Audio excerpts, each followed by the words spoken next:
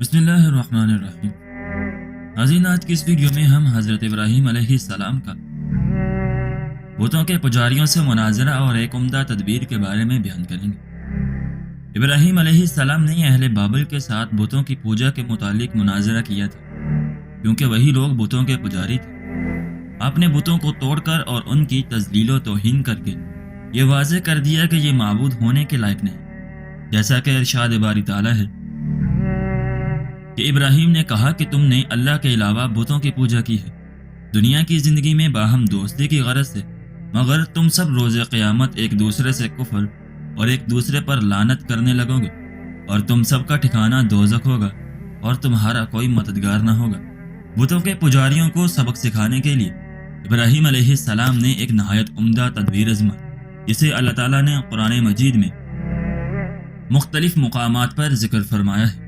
اللہ تعالیٰ نے ان آیات میں ابراہیم علیہ السلام کے متعلق یہ بتلایا کہ انہوں نے قوم کو بتوں کی پوجا سے روکا اور ان کی حقارت بیان کرتے ہوئے فرمایا، یہ مجسمے کیا ہیں جن کی تم پوجا کرتے ہو؟ انہوں نے جواب دیا، ہم نے اپنے آباء و اجداد کو انہی کی پوجا کرتے ہوئے دیکھا ہے۔ ان کے پاس اپنے اس فعل کی صرف یہی دلیل تھی کہ ان کے آباء و اجداد بھی انہی کی پوجا کیا کرتے تھے۔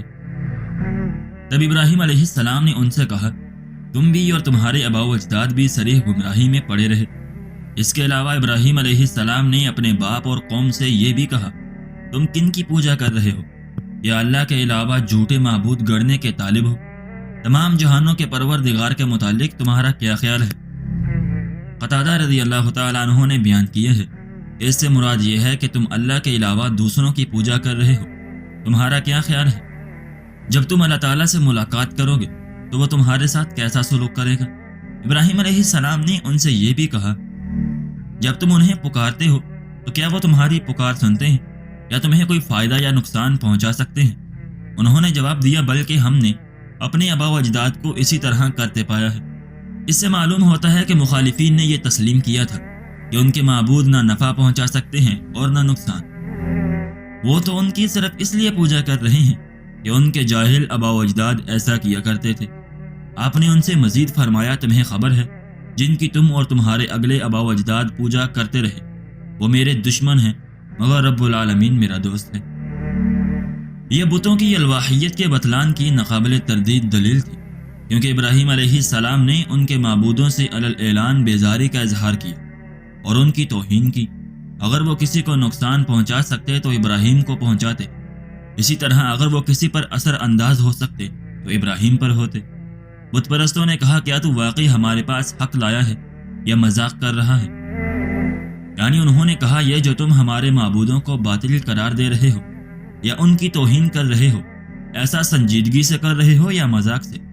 ابراہیم نے جواب دیا، نہیں، بلکہ تمہارا پروردگار وہ ہے جو آسمانوں اور زمینوں کا پروردگار ہے، جس نے انہیں پیدا کیا ہے، اور میں اس بات کا گواہ ہوں۔ مطلب یہ تھا کہ میں انتہائی سنجیدگی سے تمہیں کہہ رہا ہوں کہ تمہارا حقیقی معبود وہی ہے جو ہر چیز کا پروردگار ہے۔ اسی نے آسمانوں اور زمین کو بے مثال انداز میں پیدا کیا ہے، اس لیے وہی اکیلا عبادت کا مستحق ہے اور اس کا کوئی شریک نہیں، اور میں اس بات پر گواہ بھی ہوں۔ ابراہیم علیہ السلام نے کہا، اللہ کی قسم، جب تم پیٹ پھیر کر چلے جاؤ گے میں تمہارے بتوں کے ساتھ ایک چال چلوں گا۔ آپ نے قسم اٹھا لی کہ جب لوگ جشن منانے کے لیے چلے جائیں گے آپ ضرور ان بتوں کے ساتھ کوئی چال چلیں گے۔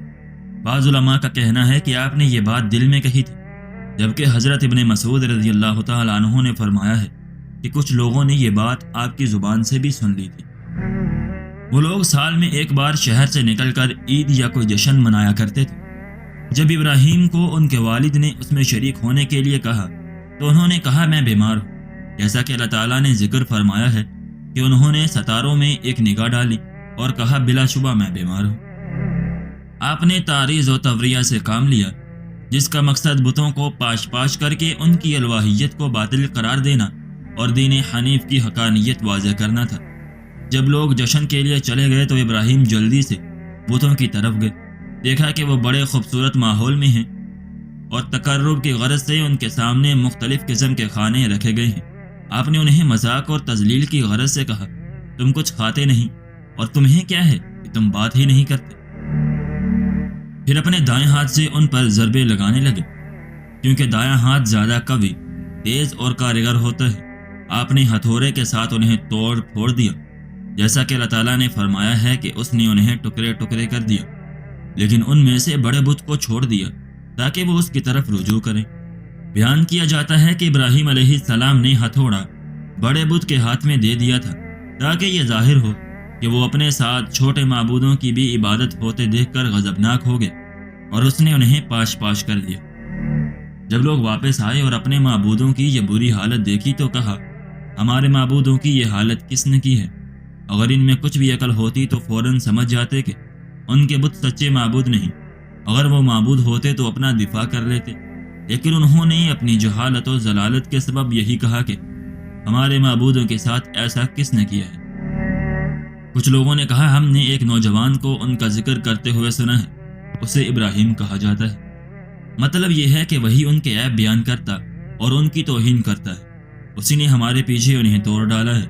حضرت ابن مسعود رضی اللہ تعالیٰ عنہ بیان فرماتے ہیں کہ ان کا ذکر کرتا تھا، اس سے مراد ابراہیم علیہ السلام کا یہ قول ہے، اللہ کی قسم جب تم پیٹ پھیر کر چلے جاؤ گے میں تمہارے بتوں کے ساتھ ایک چال چلوں گا۔ انہوں نے کہا، اسے لوگوں کے سامنے لے آؤ تاکہ وہ گواہ رہیں، یعنی اسے لوگوں کے ایک بڑے مجمع میں لاؤ تاکہ سب لوگ اس کی باتیں سن لیں اور پھر اسے ملنے والی سزا بھی دیکھیں۔ ابراہیم علیہ السلام بھی یہی چاہتے تھے کہ سب لوگ ایک جگہ جمع ہو جائیں تاکہ سب کے سامنے ان کے معبودوں کے باطل ہونے کی دلیل پیش کی جائے۔ حضرت موسیٰ علیہ السلام نے بھی اسی لیے فرعون سے کہا تھا، جشن و زینت کا دن تمہارا وعدے کا دن ہے، اور یہ کہ لوگ صبح کے وقت اکٹھے کیے جائیں۔ جب تمام لوگ ایک جگہ جمع ہو گئے اور ابراہیم کو بھی لے آئے تو انہوں نے کہا، اے ابراہیم، کیا ہمارے معبودوں کے ساتھ ایسا تم نے کیا ہے؟ کہا، نہیں، بلکہ ان کے بڑے نے کیا ہے۔ اس کا مفہوم یہ بیان کیا گیا ہے کہ اس نے مجھے اس کام پر آمادہ کیا ہے۔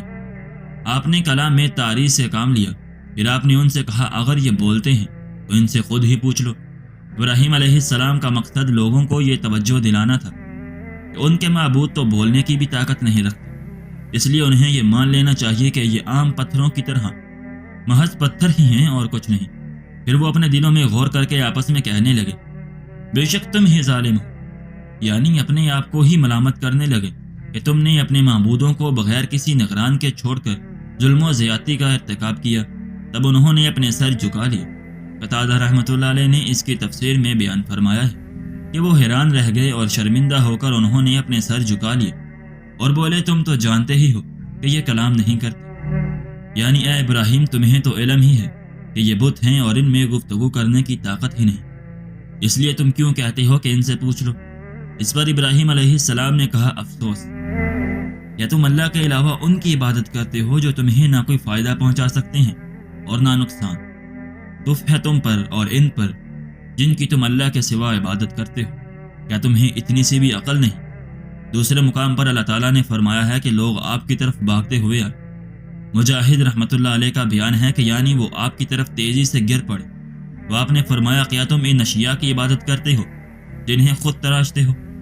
یعنی تم ان بتوں کی پوجا کیسے کر رہے ہو جنہیں تم نے خود لکڑی اور پتھر سے تراشا اور اپنی مرضی سے ان کی شکل و صورت بنا دی، حالانکہ تمہیں اور جو تم بناتے ہو اسے اللہ ہی نے پیدا کیا ہے۔ یعنی تم بھی مخلوق ہو اور یہ بت بھی، اس لیے ایک مخلوق دوسری مخلوق کی عبادت کیسے کر سکتی ہے؟ اگر تم ان کی عبادت کرتے ہو تو انہیں بھی تمہاری عبادت کرنی چاہیے، کیونکہ مخلوق ہونے میں تم دونوں برابر ہو، اس لیے یہ آپس کی عبادت چھوڑ کر صرف اللہ وحدہ لا شریک کی ہی عبادت۔ ناظرین، ہم امید کرتے ہیں کہ آپ کو آج کی ہماری یہ ویڈیو پسند آئی ہوگی۔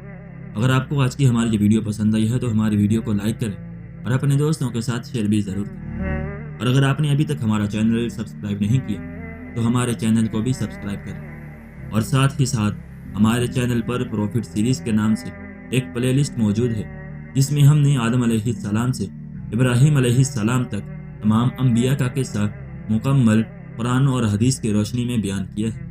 آپ سے گزارش ہے کہ اس پلے لسٹ کو بھی ایکسیس کریں تاکہ آپ وہ تمام قصے سن سکیں۔